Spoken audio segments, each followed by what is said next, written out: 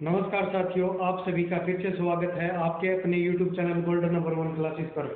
तो आज हम बात करने वाले हैं आपके जो सीईटी एग्जाम आने वाला है उसके लिए जो महत्वपूर्ण जो क्वेश्चन बनते हैं हरियाणा जीके के, उनके बारे में हम डिस्कस करेंगे। तो जो चलिए शुरुआत करते हैं और एक ऐसे क्वेश्चन की सीरीज की शुरुआत करने वाले हैं हम आज इस टॉपिक में कि जो एग्जाम आने वाला है वो डिट्टो आपको देखने को क्वेश्चन मिलेंगे। तो चलिए शुरुआत करते हैं बिना किए देरी किए हुए। तो सबसे पहला क्वेश्चन है वो है आपका कि महावीर चक्र विजेता को एक मुश्त कितनी राशि है वो नगद दी जाती है। ये नकद नहीं है, नगद है, ठीक है। तो कितनी राशि है वो नगद दी जाती है किसको?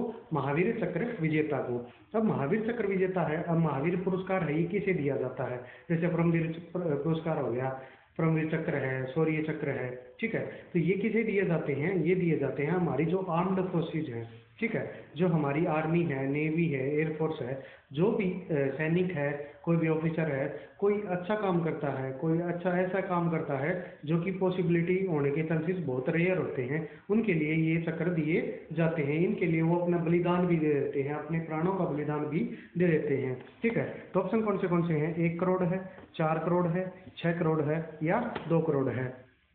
तो इसका जो राइट आंसर रहेगा वो कौन सा रहेगा? 1 करोड़ रुपए। क्यों कितने हैं? 1 करोड़ रुपए दी जाती है, ठीक है। तो 1 करोड़ रुपए। अब इसकी व्याख्या क्या है, मतलब इसके बारे में और डिटेल क्या क्या है कि महावीर चक्र को किसके द्वारा दिए जाते हैं? ये हरियाणा सरकार के द्वारा, यानी सेंट्रल गवर्नमेंट के द्वारा अलग से इसको राशि दी जाती है, ठीक है। तो महावीर चक्र विजेता को 1 करोड़ रुपए दिया जाता है। और जो परमवीर चक्र विजेता होते हैं उसको कितनी दी जाती है? 2 करोड़ रुपए दिए जाते हैं, इनामी राशि नगद पुरस्कार दिया जाता है। वीर चक्र को 50 लाख रुपए दिए जाते हैं। कितने दिए जाते हैं? 50 लाख रुपए। किसके द्वारा दिए जाते हैं? ये हरियाणा सरकार के द्वारा। और अशोक चक्र विजेता को 1 करोड़ रुपए की राशि दी जाती है।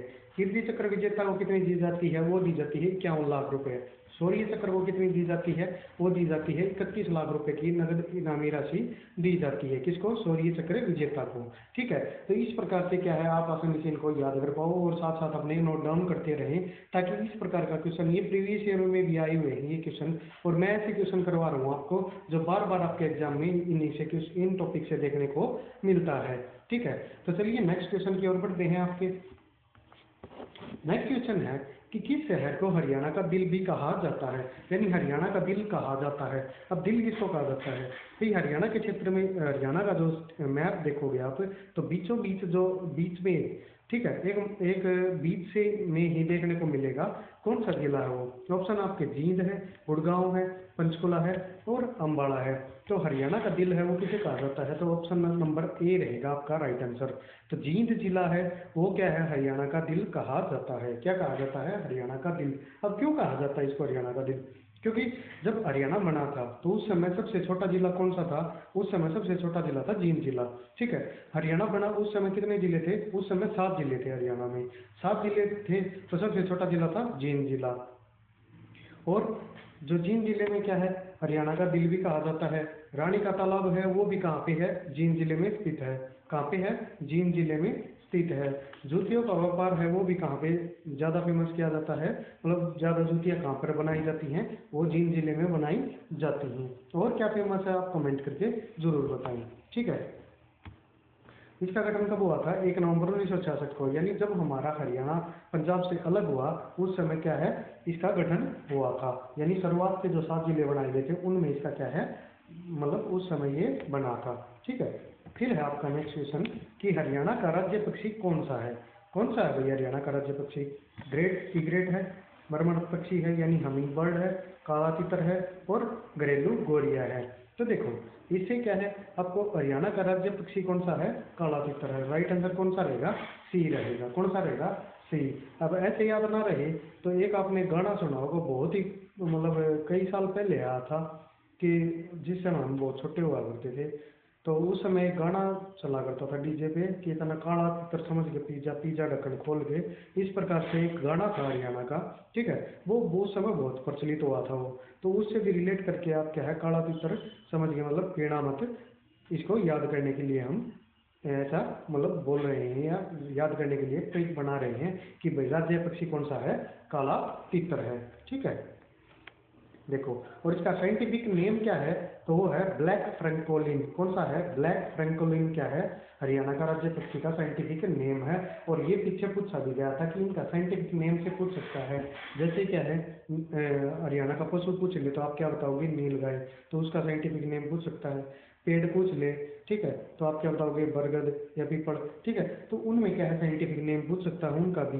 इस प्रकार से क्या है, आप उनको धीरे धीरे जैसे जैसे क्वेश्चन आते जाएंगे मैं आपको उनके भी साथ साथ करवाता रहूंगा, नहीं तो अलग से आप भूल जाओगे उनको।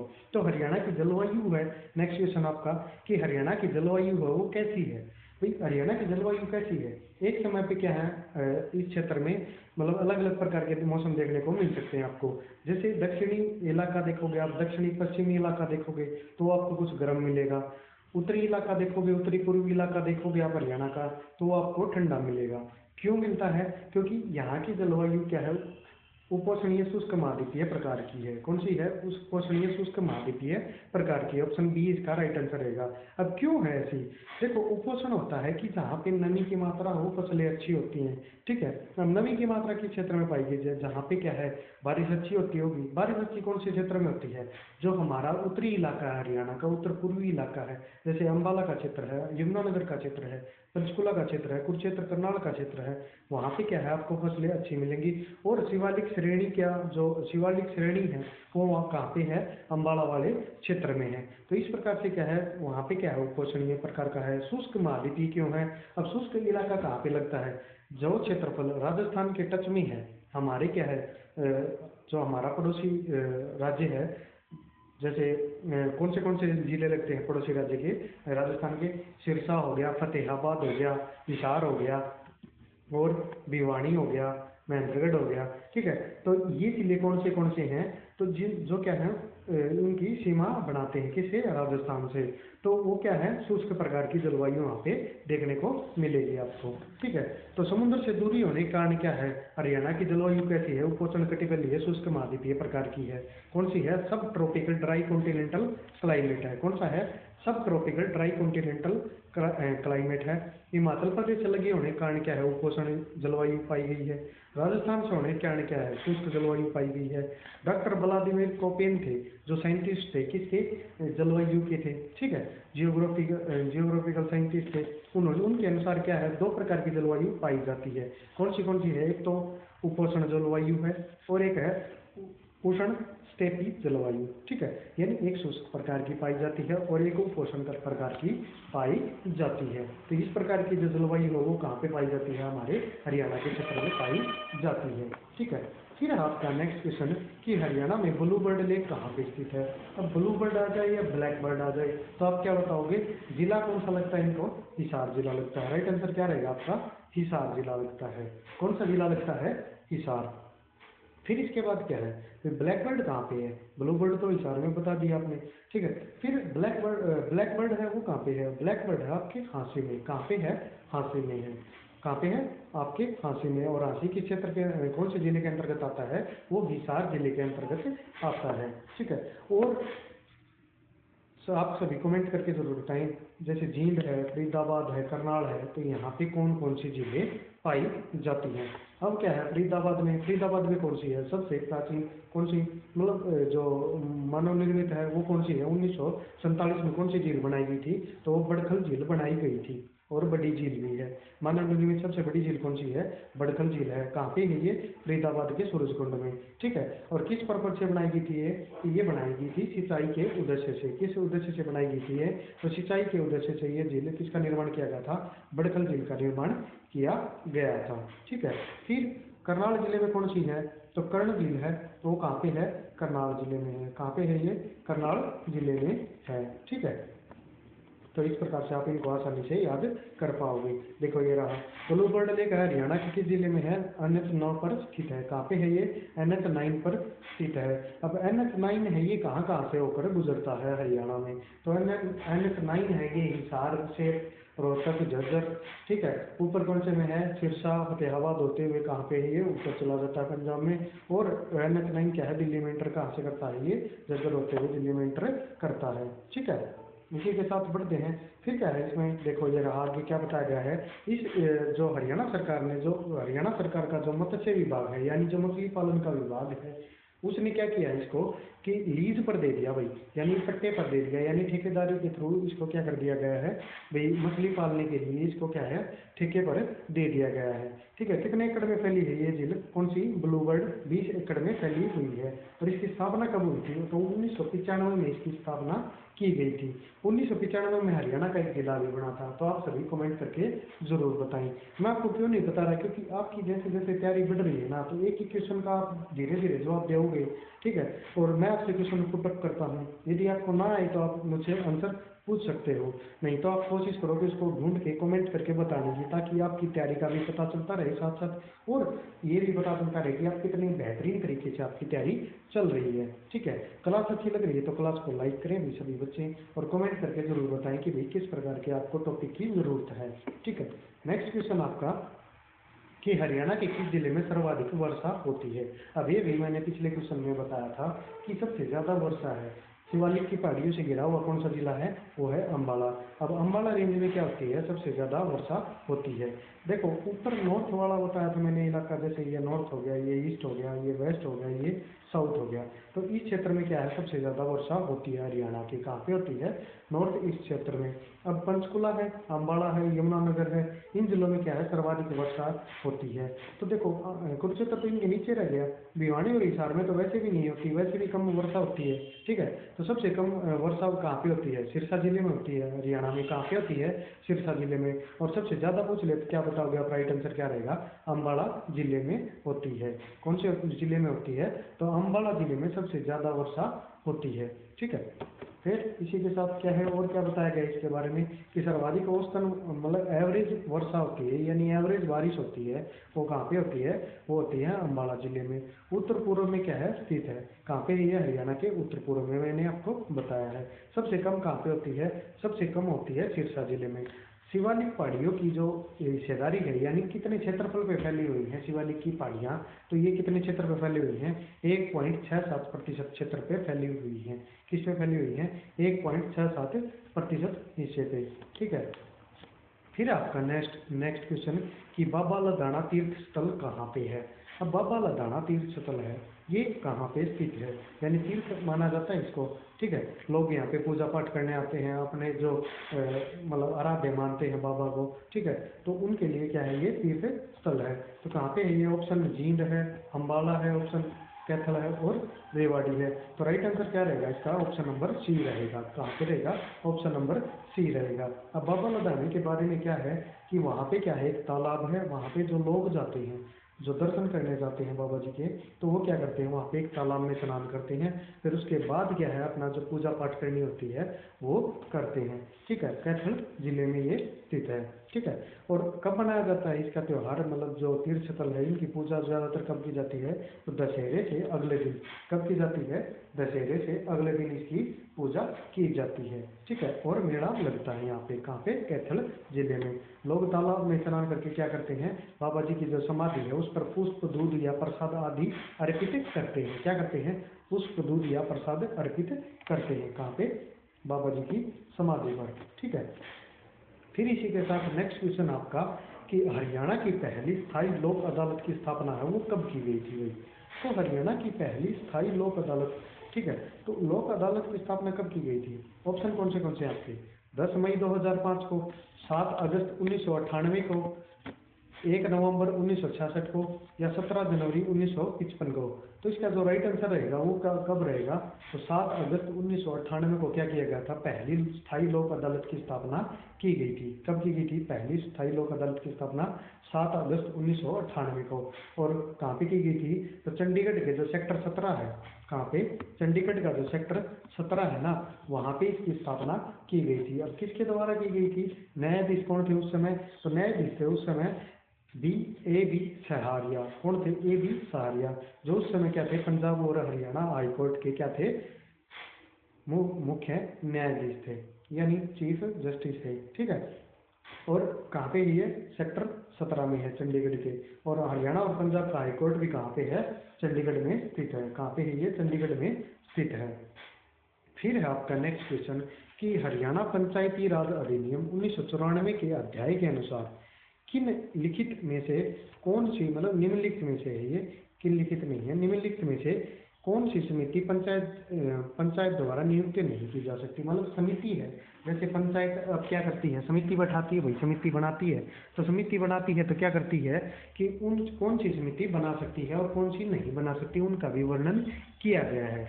तो कौन से ऑप्शन आपके, मानक समिति है, स्वास्थ्य एवं कल्याण समिति है, विश्व लेखा परीक्षा जो होती है उसकी समिति बैठाई जा सकती है, ऑडिट और जनमामिया की, ठीक है, और सामाजिक न्याय समिति है। तो इनमें से ऐसी कौन सी समिति है जो हरियाणा पंचायती राज अधिनियम के द्वारा भाई वो गठित नहीं की जा सकती या नियुक्त नहीं की जा सकती। तो राइट आंसर क्या रहेगा, ऑप्शन नंबर बी रहेगा आपका।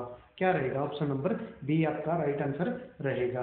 तो स्वास्थ्य एवं कल्याण विभाग जो समिति है वो कौन नहीं कर सकता, पंचायती राज अधिनियम के द्वारा पंचायत नहीं नियुक्त कर सकती। और कौन सा अध्याय इनका, तो अध्याय एक्स यानी 10 नंबर है। कौन सा अध्याय है वो, 10 नंबर का जो अध्याय है उसमें इसका वर्णन मिलता है, ठीक है। ये रहा आपका जानकारी, ठीक है। इसी के साथ बढ़ते हैं नेक्स्ट क्वेश्चन की ओर।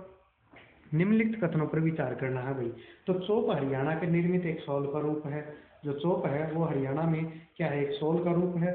शॉल के एक रूप को फुलकारी के नाम से भी जाना जाता है। यानी जो हम शाल ओढ़ते हैं ना सर्दियों में, जैसे हम घर पे क्या करते हैं मोस्टली शाल या चादर जो भी मिलता है उसको ओढ़ लेते हैं, सर्दी होती है तब।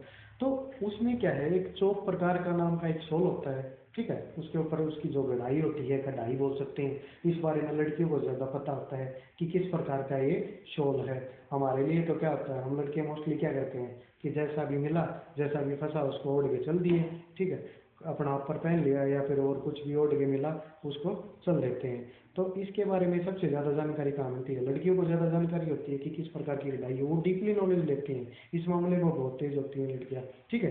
तो मैं देखो जेंडर वाइसनेस नहीं कर रहा, पर होती है इस मामले में, थोड़ी ज़्यादा एक्टिव होती हैं लड़कियाँ, और होना भी चाहिए उनको। क्योंकि हमें मोस्टली हमें तो ये भी नहीं पता होता कि कलर कितने, मतलब मोस्टली कॉमन कलर जानते हैं, ज़्यादा डीप कलर कौन बता सकती है, लड़कियाँ बता सकती हैं, ठीक है। तो क्या है कि चौक है, एक शॉल है, इनमें से कौन सा कथन सही है, केवल 2 नंबर वाला सही है, 1 या 2 सही है, 1 या 2 में से कोई नहीं है, या केवल 1 है। तो राइट आंसर कौन सा रहेगा, 1 या दोनों, 1 और 2 दोनों सही है। एक चौक है वो एक साल का रूप है, और शॉल के रूप को क्या कहते हैं, फुलकारी भी कहते हैं, ठीक है। फुलकारी आपने कई बार म्यूजिक सुनते होंगे तो पंजाबी म्यूजिक होते हैं, फुलकारियों का जिक्र होता है। ये पीछे गाना आता है कि ले दे फुलकारी जट्टी नू आज बुकड़ जट्टा मार के, कुछ इस टाइप का गाना था, ठीक है। तो फुलकारी क्या है, जो मतलब नायिका है ये कहना चाह रही है कि भाई फुलकारी एक शॉल दिलाया जाए मुझे, ठीक है, तो मैं उड़ गया हूँ, ठीक है। तो इस प्रकार की वो भावना है उसके अंदर है। फिर है आपका नेक्स्ट देखो, ग्रामीण शिल्प है, महिलाओं द्वारा बनाई जाने वाली क्या है, प्रमुख ग्रामीण शिल्प है कौन, फुलकारी, ठीक है। बाघ फुलकारी में थोड़ी अलग होती है भाई, जो बाघ फुलकारी होती है वो थोड़ी ही अलग होती है। जो देश कपड़ा पूरी तरह से कढ़ाई से ढका हुआ होता है, किससे ढका होता है, पूरी तरह से कढ़ाई से ढका हुआ होता है। चौक हरियाणा के लोगों द्वारा बनाई जाने वाली एक शॉल का रूप है। फुलकारी व चौक दोनों क्या है, भिन्न प्रकार की कलाकारी हैं। इसी के साथ थोड़ी नॉलेज और पढ़ते हैं इसके बारे में, कि जैसे आपने देखा होगा कई बार कि इस प्रकार के क्वेश्चन भी आते हैं आपके एग्जाम में, और क्या पूछा जाता है कि एक समय पे, अभी तो वर्तमान समय में क्या है, कंबल आ गए भी मोटे ओढ़ के सोने के लिए, ठीक है। तो कुछ साल पहले, आज से लगभग 10 साल पहले क्या था कि मोटे धागे के रजाई बनती थी, मोटे धागे की, ठीक है। उनके ऊपर बाघ, जैसे चीता हो गया, शेर हो गया, हाथी हो गया, घोड़े हो गए, इस प्रकार के उनके ऊपर प्रिंटेड आता था। हम उसको रजाई, मतलब मोटी रजाई बोलते थे उसको। और जो अट्टे कट्टे होते थे वो मोस्टली वही रजाई लेके सोते थे उनको, ठीक है। तो वो भी एक क्या है, एक प्रकार का क्या थी इनकी भाई, एक कलाकारी थी वो। उस प्रकार के जो रजाई के जो कवर है वो आना बंद हो गए थे वर्तमान समय में। और जो हथकरघा है, ठीक है, यानी हाथ से जो शिल्पकार है वो सबसे ज़्यादा कहाँ पे है हरियाणा में, तो सबसे ज़्यादा जो शिल्पकार है वो है पानीपत जिले में। कहाँ पे है, पानीपत जिले में पाए जाते हैं। यानी हाथ से काम करने वाले कहाँ पे हैं, सबसे ज़्यादा जो कपड़े का काम करते हैं वो पानीपत जिले में पाए जाते हैं, ठीक है। और ज़्यादा आर्मी के लिए 75% जो कंबल अवेलेबल करवाते हैं वो कहाँ से अवेलेबल होते हैं, वो पानीपत जिले से ही अवेलेबल होते हैं। चलिए नेक्स्ट क्वेश्चन पढ़ते हैं आपका। नेक्स्ट क्वेश्चन कौन सा आपका, कि हरियाणा की प्रसिद्ध बड़खल झील का जो निर्माण है वो कब किया गया था। तो अभी अभी मैंने थोड़ी देर पहले ही एक क्वेश्चन करवाया था झील वाला, ब्लू बर्ड वाला, उसी में मैंने बताया था कि सन 1947 में क्या था, बड़खल झील का निर्माण कराया गया था। कहाँ पे है ये सूरजकुंड झील है ना, ठीक है, वहाँ पे है, फरीदाबाद में है। कहाँ पे है ये? फरीदाबाद में है, ठीक है। और फिर क्या है, दो झीलों को जोड़ के बनाया गया है। ये सूरजकुंड क्षेत्र में आती है। कहाँ पे आती है ये? सूरजकुंड क्षेत्र में। उद्देश्य क्या था इसका? सिंचाई करने के लिए। क्या है ये उद्देश्य इसका? सिंचाई करने के लिए, यानी पानी को स्टोर करके और उसको बाद में जब भी उसकी जरूरत होती है पानी की तो उसका यूज किया जा सके, ठीक है। तो इस प्रकार से क्या है, ये सिंचाई के उद्देश्य से ये बनाई गई थी। कौन? बड़खल झील। कब बनाई गई थी? 1947 में। आप सभी कमेंट करके जरूर बताएं कि 1947 में जो हमारा मंत्रिमंडल गठन हुआ था उस समय पहले प्रधानमंत्री कौन बने थे देश के, ठीक है। फिर बढ़ते हैं नेक्स्ट क्वेश्चन की ओर आपके। तो नेक्स्ट क्वेश्चन क्या कहता है भाई? नेक्स्ट क्वेश्चन आपका कहता है कि 1770 में अजीबुल दौला है, ये दौला नहीं है, ये दौला है, कि मृत्यु के बाद उनका राज सिंहासन है वो किसे मिला था? भाई राज सिंहासन है तो उस समय क्या था, राजघराने में क्या चलता था कि भाई उनके मरने के बाद उनके पुत्र को सौंप दी जाती थी, और पुत्र यदि काबिल नहीं है तो सेनापति रख लेता था। इस प्रकार की क्या है उथल फेर चलती रहती थी। किसमें? जो राजघराने होते थे उनमें। तो ऑप्शन कौन से कौन से हैं?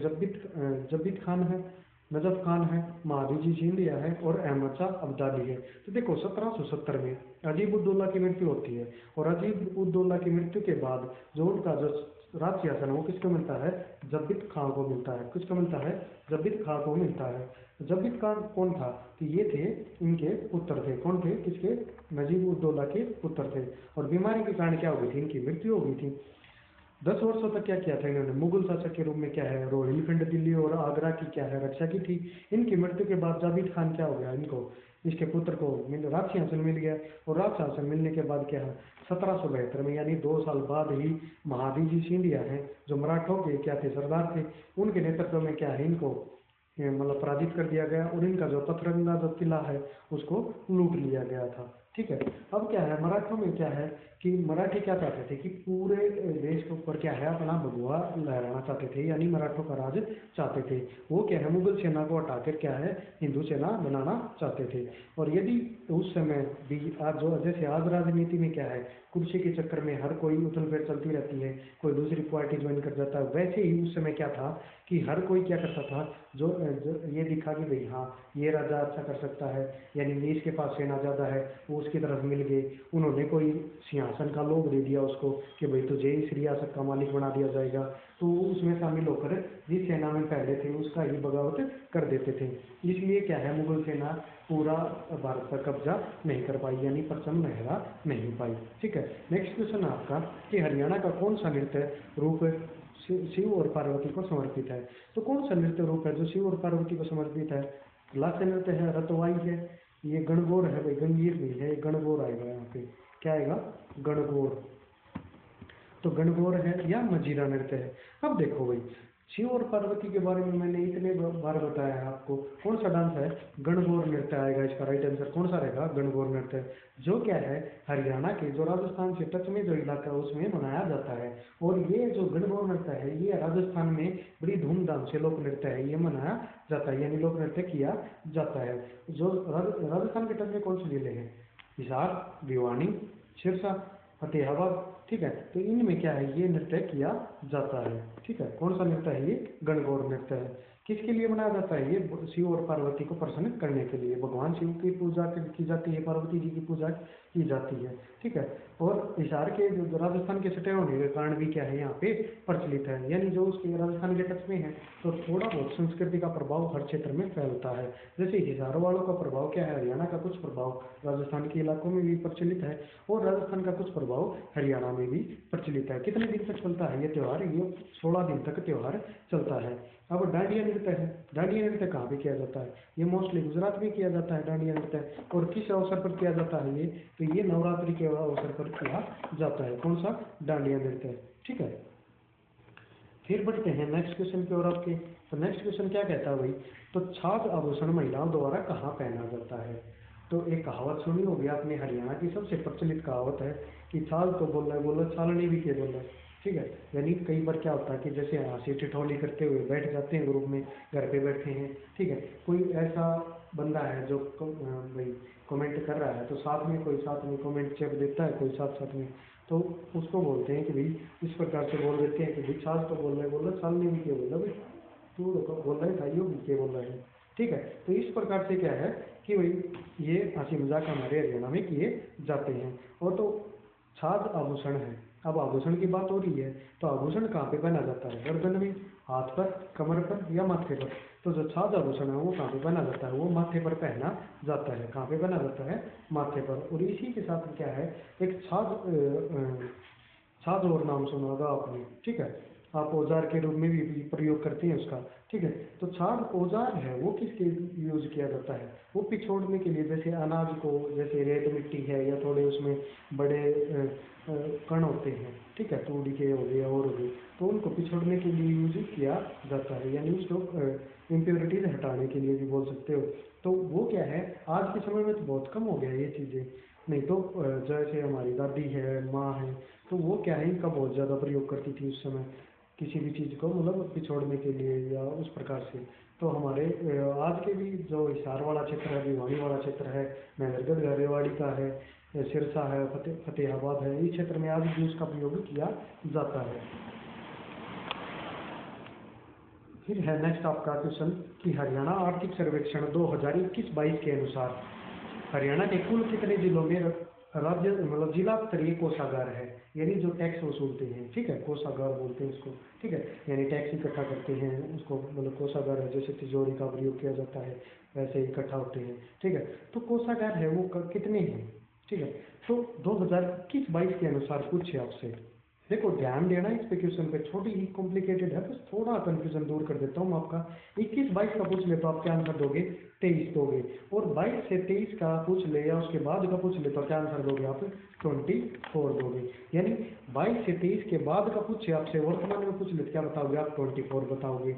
और यदि आपसे पूछे 2021-22 का तो कितने बताओगे? 23 बताओगे। तो ये छोटा सा कंफ्यूजन आप दूर कर लेना इसको, ताकि आपके जो आने वाले एग्जाम है उनमें इस प्रकार का क्वेश्चन आ जाए तो आप कंफ्यूज ना हो और आपका क्वेश्चन गलत ना हो, ठीक है। तो देखो ये रहे 23 क्या है, जिला स्तरीय कोषागार है, डिस्ट्रिक्ट लेवल, ठीक है। और सब टेरिटरीज कितनी है? 83 है, ठीक है। वर्तमान में कितनी है? 83 है। और क्या है, 24 जिला है, 24 जिला स्तरीय कोषागार हैं और 81 उप कोषागार हैं। कितने हैं? 81 उप कोषागार। वर्तमान में कितने हो गए? 83 हो गए। कितने हो गए? 83 हो गए हैं, ठीक है। इसी के साथ बढ़ते हैं नेक्स्ट क्वेश्चन की और। क्लास अच्छी लग रही है तो क्लास को लाइक करें सभी बच्चे। चैनल पर आप नए हैं तो क्या करेंगे आप? चैनल को सब्सक्राइब करेंगे, ताकि आपको जो नई सीरीज हम करवा रहे हैं उसकी अपडेट मिलती रहे और आपकी अच्छी तैयारी बेहतरीन तरीके से चलती रहे। फिर है नेक्स्ट क्वेश्चन की हरियाणा में राष्ट्रीय मधुमक्खी पालन एवं शहद mission, national B honey mission योजना की शुरुआत है वो कब की गई थी? देखो राष्ट्रीय मधुमक्खी पालन और शहद मिशन की शुरुआत है वो कब की गई थी भाई? 2018 में, 2019 में, 2017 में या 2020 में? तो इसकी शुरुआत है वो कब की गई थी? वो 2020 में इसकी शुरुआत की गई थी। कब की गई थी? 2020 में इसकी शुरुआत की गई थी। राइट आंसर क्या रहेगा? 2020। और क्या है इसमें, देखो 2020 से क्या है, 2023 तक ये लागू की गई थी। कितने वर्षों तक थी ये? 3 वर्षों तक लागू की गई थी, 2020 से लेकर 2023 तक। फिर आपका नेक्स्ट क्वेश्चन कि म्हारा गांव जगमग गांव योजना के अंतर्गत जो जनवरी 2020 तक कितने गांवों को जोड़ा गया था? अब देखो भाई, म्हारा गांव जगमग गांव योजना है वो कौन सी योजना थी? वो ऐसी योजना थी, मतलब योजना है भी अभी है वो योजना, उनका उसका उद्देश्य है कि भाई सभी गांवों को 24 घंटे लाइट उपलब्ध करवाना। कितने हैं? 24 घंटे गाँव को क्या है, बिजली उपलब्ध करवाने का लक्ष्य रखा गया था। तो कितने गाँवों को जोड़ दिया गया है इसके अंतर्गत? तो वो जोड़ दिया गया है 5579 गाँव को। कितने हैं? 5569 गाँव को क्या है, जोड़ दिया गया है। किसके तहत? हमारा गांव जगमग गांव योजना के तहत, ठीक है। फिर वर्तमान समय क्या है, वर्तमान समय ये 5800 से ऊपर जा चुके हैं, ठीक है। और इस गांव में क्या है, इन गांव में क्या कर दिया जाता है कि जो बिजली के मीटर हैं वो पहले घर घर लगे हुए थे। अभी वर्तमान समय में क्या है, आप देखते भी होंगे कि आपके आसपास के क्षेत्र में कि बिजली के खंभों के जो खंभे होते हैं उनके ऊपर मीटर लगा दिए जाते हैं, ठीक है, बिजली की चोरी रोकने के लिए और साथ साथ क्या है 24 घंटे बिजली उपलब्ध करवाने के लिए। फिर है हरियाणा में विद्युत उपभोक्ताओं की कुल संख्या 2021-22 तक कितनी थी। अब 21-22 तक कितनी थी, ठीक है, तो 21-22 तक कितनी थी, और राइट आंसर क्या रहेगा 73,07,992 थी। कितनी थी, 73,07,992। और वर्तमान में क्या है भाई, वर्तमान स्थिति क्या है इनकी, तो ये भी तो पूछ सकता, आपको पीछे का डाटा पूछ सकता। तो वर्तमान में क्या है, तो 22-23 के अनुसार क्या कितने हो गए थे, 73,82,836 हो चुके थे। और वर्तमान में क्या है, वर्तमान में भी ये डाटा चल रहा है। जैसे ही अपडेटेड आता है तो हम आपको उपलब्ध करवाने की कोशिश करेंगे।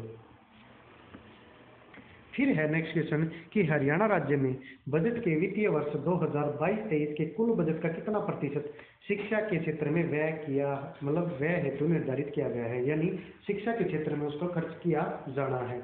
कौन सा बजट है ये, 2022-23 का। अब शिक्षा के क्षेत्र में बजट खर्च करना है तो कितना परसेंट करेंगे, 16.4% करेंगे, 14.2% करेंगे, 15.2% करेंगे या 18.2% करेंगे। तो शिक्षा के क्षेत्र में जो 2022-23 में खर्च किया गया वो कितना है, 14.2%। कितना है, 14.2% खर्च किया जाना था, किस पे, शिक्षा के क्षेत्र में। फिर आता है नेक्स्ट क्वेश्चन आपका कि जो साई राष्ट्रीय बॉक्सिंग है वो, ये वॉवरिंग नहीं है, ये है बॉक्सिंग, ठीक है।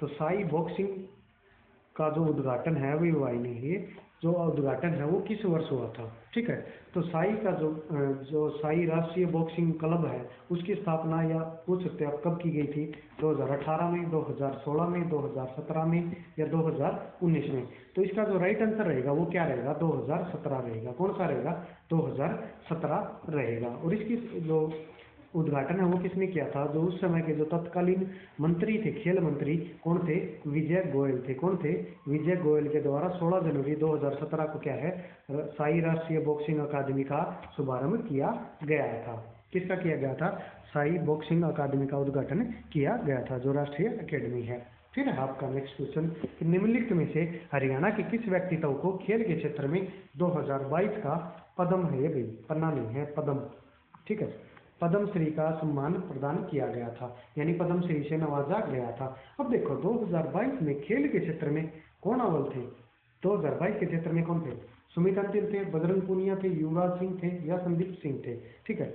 तो देखो पद्मश्री किसको मिला, हरियाणा का बंदा था, तो राइट आंसर क्या रहेगा, सुमित अंतिल रहेगा। कौन रहेगा, सुमित अंतिल रहेगा। और इन्हीं के साथ एक खिलाड़ी और को क्या मिला था, पद्मश्री अवार्ड दिया गया था। तो वो कौन थे, वो खिलाड़ी, वो थे आपके नीरज चोपड़ा, जो गोल्डन बॉय के नाम से भी जाने जाते हैं। अब उनको गोल्डन बॉय क्यों बोला जाता है, क्योंकि उन्होंने गोल्ड मेडल जीता था ओलंपिक में। तो आप सभी कमेंट करके बताएं कि वो जिस ओलंपिक में उन्होंने गोल्ड मेडल जीता था वो कहाँ पे आयोजित किए गए थे, और वर्तमान में जो ओलंपिक हुए थे उसमें उन्होंने कौन सा मेडल जीता है। तो ये करंट अफेयर के क्वेश्चन हैं जो आपको क्या है एग्जाम में देखने को मिलेंगे, तो ये आप साथ साथ करके जाएं भाई, ठीक है। देखो ये रहा, नीरज चोपड़ा को भी क्या है पद्मश्री अवार्ड से नवाजा गया था। फिर है आपका नेक्स्ट क्वेश्चन कि खिलाड़ी सीमा पुनियांतिल है हरियाणा के किस गांव से संबंध रखती हैं। तो किस गांव से संबंध रखती हैं, खांड से, खेवड़ा से, कालुवा से या उत्तर नहीं जाना चाहते या उजाना से। एक बात और है कि 5 ऑप्शन आपको देखने को मिलेंगे, तो यदि 4 ऑप्शन में से आपका कोई भी आंसर नहीं है तो आपको 5वां ऑप्शन फिल करना कंपलसरी है। यदि आप वो भर के नहीं आते हैं तो आपकी नेगेटिव मार्किंग पक्की है, आपके नंबर जो आए हैं वो भी कट जाएंगे, ठीक है। तो इस क्वेश्चन का जो राइट आंसर रहेगा, सीमा पुनिया जो अंतिल है वो क्या रहेगा, खेवड़ा से संबंधित रखती हैं। खेवड़ा गांव है, ये कौन से जिले में आता है, ये सोनीपत जिले में आता है। और सोनीपत किसके लिए प्रचलित है भाई, सोनीपत जिले में क्या होती है, सबसे ज्यादा खुम्बी होती है, जो मशरूम होते हैं ना, खुम्बी बोलते हैं, वो सबसे ज्यादा प्रोडक्शन कहाँ पे किया जाता है, वो सोनीपत जिले में किया जाता है, ठीक है। तो आपसे मशरूम के बारे में पूछ ले कि सबसे ज्यादा मशरूम की खेती है वो कहाँ पे की जाती है, तो वो की जाती है सोनीपत जिले में ठीक है। और जो सीमा पुनियांतिल हैं वो क्या पे हैं, खेवड़ा गांव से संबंध रखती हैं। कौन सी खिलाड़ी हैं, ये क्या खेल खेलती हैं, तो ये एथलीट हैं। और डिस्क थ्रोअर क्या है इनका गेम है, कौन सा है, डिस्क थ्रो क्या है इनका गेम का नाम है। फिर इन्हीं के साथ बढ़ते हैं नेक्स्ट क्वेश्चन की ओर कि 2010 में किस भाषा को हरियाणा की दूसरी भाषा का दर्जा दिया गया है। देखो भाई, दूसरी भाषा का दर्जा कैसे दिया जाता है, अब पहली भाषा कौन सी है हमारी बात हिंदी है, ठीक है। तो दूसरी भाषा का दर्जा दिया गया है, कौन सी दूसरी भाषा, उर्दू है, पंजाबी है, हरियाणवी है या अंग्रेजी है। हरियाणवी कोई भाषा नहीं है, हरियाणवी बोली है। क्या है, हरियाणवी बोली है। जैसे हम बोल देते कि हमारी भाषा हरियाणवी है, हमारी भाषा नहीं है, वो हमारी बोली है, क्षेत्रीय भाषा है वो, ठीक है।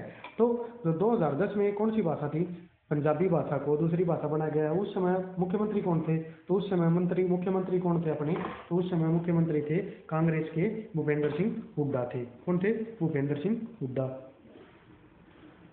और 2010 से पहले हरियाणा की जो भाषा थी राजभाषा दूसरी, वो कौन सी थी, वो थी तमिल। कौन सी थी, तमिल भाषा हरियाणा की दूसरी राजभाषा थी। कब, 2010 से पहले, ठीक है। फिर आता है नेक्स्ट क्वेश्चन आपका कि 2015 में रिलीज की गई हरियाणवी फिल्म कौन सी है जो दो राष्ट्रीय, वो नहीं है, ये दो है, ठीक है। दो राष्ट्रीय पुरस्कार प्रदान किए गए थे, यानी दो राष्ट्रीय पुरस्कार, नेशनल अवार्ड जीते थे भी। कौन सी है ऐसी फिल्म है जो 2015 में हरियाणवी फिल्म थी। अब हरियाणवी फिल्म थी 2015 में, वो कौन सी थी, वो थी पगड़ी द ओनर। कौन सी थी, ऑप्शन नंबर बी, ठीक है। पगड़ी द ओनर में क्या था, अभिनय किसने किया था, तो यशपाल शर्मा ने किया था। यशपाल शर्मा के किस राज्य के हैं, वो हरियाणा राज्य से संबंध रखते हैं। और इसकी जो स्पेशलिटी है वो क्या थी, इसमें ना तो कोई बैकग्राउंड म्यूजिक का प्रयोग किया गया था और ना ही कोई लाइटनिंग का प्रयोग किया गया था। किसमें, द पगड़ी, जो पगड़ी द ओनर है इस मूवी में, ठीक है। तो इस प्रकार से क्या था, ये इसको 2 अवार्ड दिए गए थे, नेशनल अवार्ड, और बहुत ही अच्छी फिल्म थी, आपको देखनी चाहिए, ठीक है। इसी के साथ आपके जो आज का टॉपिक है वो होता है कंप्लीट। और नेक्स्ट टॉपिक आपको यदि सीरीज कंटिन्यू रखनी है तो कमेंट करके जरूर बताएं। इन्हीं सीरीज में आपको एक एक क्वेश्चन के साथ मैं कोशिश करता हूँ 2-3 क्वेश्चन एक्स्ट्रा करवाने की, और डिटेल इनकी ऐसे ही बताई जाती है जैसे हम डिटेल करवाते हैं इस प्रकार से। तो एक के साथ आपको 3-4 डिटेल आपको जानकारी मिलती है, ताकि जैसे ही क्वेश्चन घुमा के आ जाए तो आप उसको आसानी से पुटअप कर पाओ। और यदि आपको क्लास अच्छी लगी तो क्लास को लाइक करें, शेयर करें, कमेंट करके जरूर बताएं कैसी लगी, और चैनल के साथ बने रहें। और जो आपके सोशल मीडिया प्लेटफॉर्म यूज़ करते हैं उनके ऊपर क्लास एक बार प्लीज़ शेयर जरूर करें भाई, ठीक है। Thank you all of you, बने रहिए आपके अपने YouTube channel golden number 1 classes के साथ, और स्वस्थ रहें, मस्त रहें। Thank you all of you.